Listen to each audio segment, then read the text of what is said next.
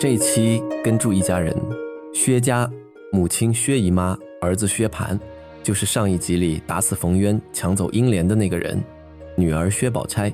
他们从金陵出发，拖家带口进了京城。薛家是什么家底？护官符最后一句，丰年好大雪，珍珠如土金如铁。皇商世家，不做官，做的是替皇家采买的生意，手里过的是整个帝国的奢侈品流水。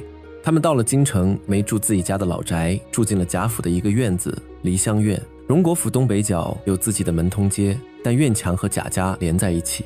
进门之前，这个府里已经住了一个差不多年纪的女孩林黛玉，贾母的亲外孙女。她已经在这里住了一阵，和宝玉同吃同住，同进同出。然后薛宝钗坐下来了。有一种失去，不需要任何人拿走你的东西，你住在一个房间里，你是唯一的。然后有一天门开了，进来一个人，比你安静，比你得体，比你让周围的人舒服，没人叫你离开。你的床还在，你的位置还在，但房间的重心不知道什么时候移到了另一边。没有人做错了什么，包括你，包括他，但你知道有什么不一样了，你说不出来是什么。曹雪芹说得出来，他在第4回结尾用了5个字，意欲不愤之意，说不清楚在不愤什么。第4回下半段，薛家进京，薛姨妈带着儿女投奔王夫人，住进荣国府梨香院。薛蟠的命案无人再提，薛宝钗进入贾府日常生活，与众姐妹相处，黛玉的位置开始位移。薛家进京，书里给了3个理由。第一，送薛宝钗待选，宝钗的才貌出众，薛家要把她送进宫里参加遴选，有机会成为公主郡主的伴读，再进一步就是嫔妃，这是皇商家族向上跃迁的通道。第二，望亲，薛姨妈是王夫人的妹妹，多年没见，进京探望姐姐。第三，入部销算旧账，薛家是户部挂号的皇商，每年有领办宫廷采买的账目要和部里对清。3个理由，桩桩体面，渐渐说得过去。但曹雪芹写完这3条，紧接着写了一句：薛蟠自为花上几个臭钱，没有不了的事。打死了冯渊后，便带了母亲妹妹径自起身长行去了。走的时机，刚打死人；走的方向，京城、贾府4大家族的心脏；走的姿态，径自起身长行，没有犹豫，没有遮掩，没有等判决结果。3个理由是门面，真正让他们此刻动身的是一条人命。薛蟠需要一个权力核心庇护他，需要让那桩案子永远不会被翻出来，而贾雨村已经帮他把这件事办了。薛家到了京城，贾府王夫人亲自安排接待，照规矩，客人来了住一阵就回自己家。薛家在京城原本有老宅子，自有房舍，何必住在这里？薛姨妈也客气了一句，但王夫人留他，贾母也发话留他，结果住下了，住进梨香院，荣国府东北角的一组院落。梨香院的位置值得看，它有自己的角门通街，可以独立出入，不必走贾府正门，但它的后墙和荣国府的东院连着，这意味着什么？薛家住在这里，名义上是独立的，有自己的门、自己的厨房、自己的仆人班子，但物理上和贾家共享一道墙，不是寄居，是嵌入。薛姨妈的原话是：一应日费供给，一概免却，方是储藏之法。她主动提出自家开销自己出，不花贾府1分钱。这话说得周到，但真正的交换不在钱上。薛家拿出的是财力支撑，后文王熙凤管家缺钱时，多次从薛家周转，得到的是政治庇护和社交网络。一个皇商家族手里有的是银子，缺的是权力背书。住进贾府，银子换背书，各取所需。梨香院不大，但它是一颗楔子，薛家从此楔在贾府的结构里，拔不出来。薛家的身份需要停下来看一眼。护官符写丰年好大雪，珍珠如土金如铁。4大家族里，贾家靠军功封爵，史家世袭侯爵，王家现任都太尉统治，这3家走的全是官路。只有薛家走的是商路，但不是普通的商，是皇商，领着内躺钱粮，采办杂料，替皇家采买，用的是国库拨款，赚的是中间差价和渠道垄断。户部挂号，有官方资质，但没有官方品级，有钱没有权，这是薛家在4大家族中的结构性位置。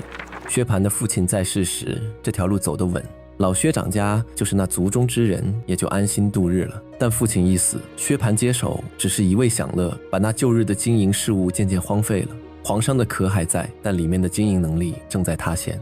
这就是薛家进京的底层逻辑，钱还有，但保钱的能力在流失。薛蟠已经闹出人命案，随时可能被翻旧账，他们需要更紧密地绑在权力系统上，才能保住最后这层壳。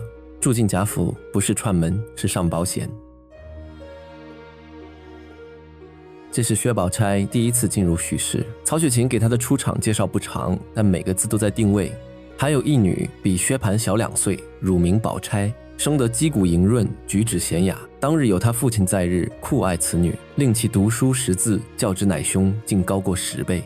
4组信息：肌骨莹润，长得好，举止娴雅，规矩好，父亲酷爱，家里最被看重的孩子，教之乃兄高过10倍，他比他哥哥强10倍。第4组最重要，薛蟠是薛家名义上的继承人，是爷，但真正有能力撑住这个家的人是他妹妹。薛家把一个女孩教成了远超儿子的人才，然后她的未来只能是嫁人。待选进宫是薛家能为她找到的最高出路。一个女孩再强10倍，出路仍然只有一条，往高处嫁，宫里是最高处。但待选这件事后来再没提过。薛家住进贾府之后，宝钗进宫这个话头悄悄消失了，没人再提，好像从来没有过这回事。她留在了贾府。第4回没有立刻写黛玉的反应。第4回做的事是把薛宝钗送进贾府，把她安置在梨香院里。真正的震动要到第5回开头才显出来。到第5回开头，曹雪芹写出了这次进入带来的第一个后果，黛玉心中有了抑郁不忿之意。然后他写了这样一段话：不想如今忽然来了一个薛宝钗，年岁虽大不多，然品格端方，容貌丰美，人多为黛玉所不及。而且宝钗行为豁达，随分从时，不比黛玉孤高自许，目无下尘，故比黛玉大得吓人之心，便是那些小丫头子们亦多喜与宝钗去玩。因此黛玉心中便有些抑郁不忿之意。拆开来看，忽然来了，对黛玉来说没有预兆，她不知道有这么一个人要来。品格端方，容貌丰美，两项硬指标直接和黛玉比。人多为黛玉所不及，不是作者在评价，是人多为，是府里众人的公论。行为豁达，随分从时，宝钗的处事方式适应规则，让周围人舒服，不比黛玉孤高自许，目无下尘。黛玉的方式不迁就，不配合，不讨好，大得吓人之心，连最底层的丫头都更喜欢宝钗。结论：抑郁不忿之意。黛玉的感受不是嫉妒，嫉妒有明确对象，你做了什么让我不服。抑郁不忿是更复杂的东西。我没有输在任何一场比赛里，因为根本没有比赛，但位置变了，空气变了。原来所有人都只看我一个，现在他们有了第2个选项，而那个选项让他们更松弛。我没做错什么，他也没做错什么，但我不再是唯一的了。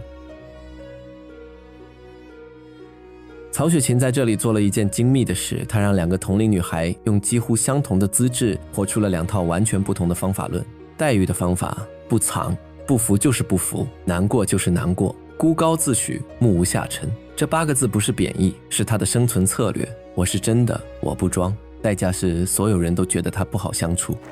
宝钗的方法：不露，什么都看得见，但不说穿，随分从时，这4个字是他的全部纪律。不多走一步，不多说一句，让自己的存在对所有人无害，代价是没有人真正看见他。2种方法论对应2种代价，黛玉被看见了，但被嫌弃；宝钗被接受了，但被忽略。这不是性格差异，这是2个同样聪明的人面对同一个系统，女孩子应该怎样活着给出的2种回答。系统奖励宝钗的那种回答，惩罚黛玉的那种回答，但奖励和惩罚都不彻底。宝钗赢了所有人的好感，输了自我；黛玉保住了自我，输了安全感。第4回把这2个人并置在同一个屋檐下，从此这部书里所有关于真和合适之间的撕扯都从这个屋檐下长出来。第4回的下半段只做了一件事，把最后一颗棋子放上棋盘。第3回林黛玉从扬州进京，住进荣国府。第4回薛宝钗从金陵进京，住进荣国府。一个是贾母的外孙女，靠血缘关系寄居在这里；一个是王夫人的外甥女，靠姻亲关系嵌入在这里。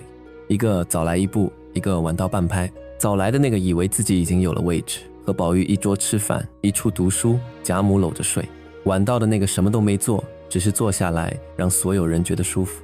曹雪芹不写争夺，他写一种更残忍的东西。你不需要被抢走什么，你只需要发现自己不是唯一的，那种发现本身就是第1道裂缝。黛玉的抑郁不忿不是对宝钗的，是对这个世界的。这个世界永远更喜欢让他省心的人，而他偏偏不是。梨香院，一个安静的小院子，有自己的门，挨着贾府的东墙。薛家住进去那天，大概没有人觉得有什么变化，但从那天起，这个故事里的每一个人位置都不一样了。宝钗的金锁还没有正式出场，那条锁上刻着8个字，要到第8回宝玉亲眼看见，亲手翻过来看那一面，才会真正落地。从梨香院到金锁之间还有4回的距离，那8个字连着这部书最大的一桩悬案。